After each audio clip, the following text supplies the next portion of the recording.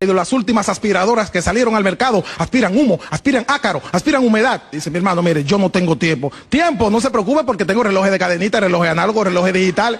Dice, no, mi hermano, ¿usted sabe que yo tengo deseo de matarlo? ¿Matarme? Tampoco se preocupe porque tengo calibre 38, tengo 45, tengo escopeta 12. Dice, no, deme un revólver. Y se lo pone en la mano. Dice, pero no tiene bala. A mí tengo balas de goma, balas explosivas, balas de... Dice, no, deme una bala para este revólver. Y se lo pone, y le hace así en el pecho al vendedor.